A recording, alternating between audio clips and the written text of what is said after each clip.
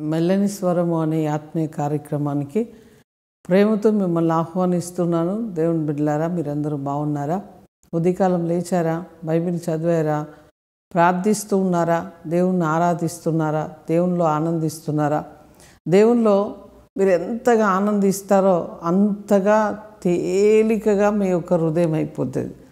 మీరు దేవుణ్ణి వెతికిన కొలది మీ భారం అంతా తేలికైపోతుంది.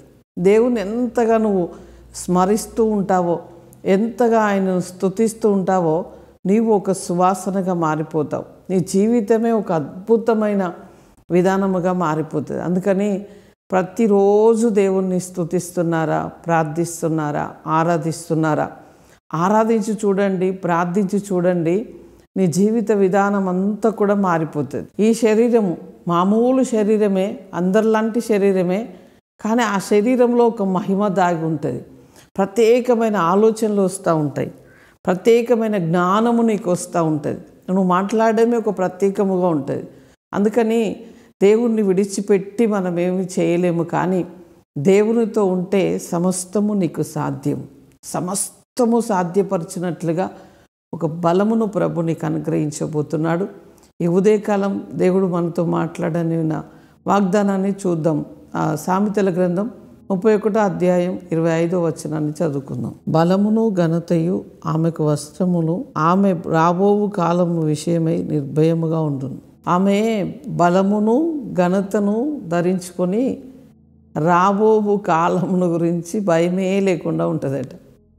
ఈ మాట చదువుతుండగా మీకు ఏమనిపిస్తుందో నాకు తెలియదు, కానీ మనము దేవుని దగ్గర నుంచి బలము, దేవుని దగ్గర నుంచి ఘనత, దేవుని దగ్గర నుంచి ఆ మహిమ కలిగిన వస్త్రము మనకు ప్రభు ఇస్తాడండి.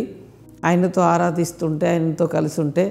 ఆమెను గురించి ఆ సామెతల గ్రంథంలో ఏమని ఉంటుంది? యెహోవా యందు భయభక్తులు కలిగిన స్త్రీ కొనియాడబడును అని ఉంటుంది. అంటే ఆ బలము, ఆ ఘనత ఆమె ధరించుకున్నది. ఎట్లా అంటే వస్త్రములాగా ప్రభు ఆమెకు ధరింపజేశాడు. ఈరోజు నీతో కూడా అంటున్నాడు, బలముని ఇస్తాను, ఘనతని ఇస్తాను, అది ఒక వస్త్రములాగా నీకు ధరింపజేస్తాను. రాబోయే కాలమును గురించి భయము లేకుండా ఆమె ఉన్నదట.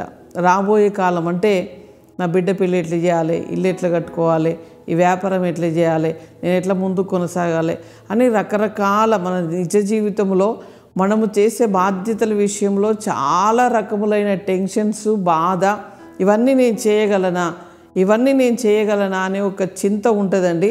అయితే దేవునితో నడుస్తూ దేవుడిచ్చే మాటలు నువ్వు తీసుకుంటా ఉంటే రాబోయే కాలమును గురించి చింత, రేపేం చేయాలి, ఎల్లుండి ఏం చేయాలి, వచ్చే సంవత్సరం ఏం చేయాలి, ఈ సంవత్సరం ఏం చేయాలి, ఇదంతా చింత ఉండదు. కానీ దేవుని దగ్గర నుంచి ప్రతి ఉదయం ఒక బలము, ప్రతి సాయంత్రం ఒక ఘనతను నువ్వు పొందుకొని ఇంకా ఘనమైన కార్యములు నా ప్రభు నాతో చేయిస్తాడు, నాకు తోడుగా ఉన్నాడు, నాకు బలమై ఉన్నాడు, నాకు ఘనత అయి ఉన్నాడు అని దేవుణ్ణి స్మరిస్తూ నువ్వు ముందుకు వెళ్ళినట్లయితే నీ జీవితంలో అద్భుతమైన కార్యములు నువ్వు చేయగలవు. నీ శరీరం వైపు చూసుకుంటే చేయలేవు, నీ బలగం వైపు చూసుకుంటే చేయలేవు, నీ బలం వైపు చూసుకుంటే చేయలేవు, కానీ దేవుని బలము, దేవుని ఘనత, దేవుని యొక్క మహిమ వైపు చూస్తే నువ్వు అద్భుతమైన కార్యములు చేయబోతున్నావు. దేవుని బిడ్డ, ధైర్యముగా ఉండు, ముందుకు వెళ్ళు.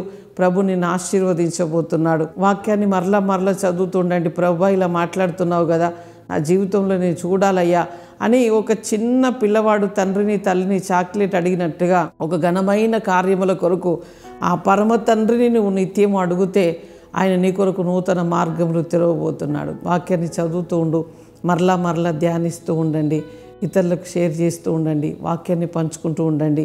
నలుగురు కలిసినప్పుడు మాట్లాడుకునేటి ఏంటియో మాట్లాడుకుంటుంటారు, కానీ అవద్దు. కానీ ఎప్పుడు దేవుని వాక్యము నీ నోటిలో ఒక ఊటలాగా రావాలి. ఒక ఊట వచ్చినట్లుగా దేవుని వాక్యము నీ లోపల వస్తూ ఉంటే నీ జీవితము చాలా ఫలభరితముగా, చాలా ఆనందంగా, చాలా ఆరోగ్యముగా, చాలా క్షేమకరముగా, నీవు ఇతరులకు దీవెనకరముగా ఉండబోతున్నావు. ప్రార్థన చేసుకుందాం. పరిశుద్ధుడా, జీవము కలిగిన మా తండ్రి, నీకు స్తోత్రాలు. నిన్ను నమ్ముతున్నాం. నీ వాక్యమును ప్రభువా, అది జీవపు ఊటలాగా మాలో ఊరెడి బుగ్గలాగా ఉండనట్లుగా మీరు సహాయం చేయండి. ఎంతమంది ప్రభువా ఈ మెల్లని స్వరములో అయ్యా నీ వైపు చూస్తున్నారో వారందరి మీద నీ కృప దిగాలి.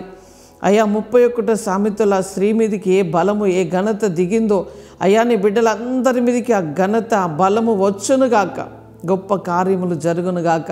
వారి చేతి పనులు, ఉద్యోగాలు, వ్యాపారాలు, వారి బిడ్డల స్టడీ, ఎవరి బిడ్డలైతే ప్రభువా ఎగ్జామ్ కొరకు ప్రిపేర్ అవుతున్నారో, ఎగ్జామ్ రాస్తున్నారో బిడ్డలకు మంచి జ్ఞానమునివ్వండి, అభిషేకమునివ్వండి.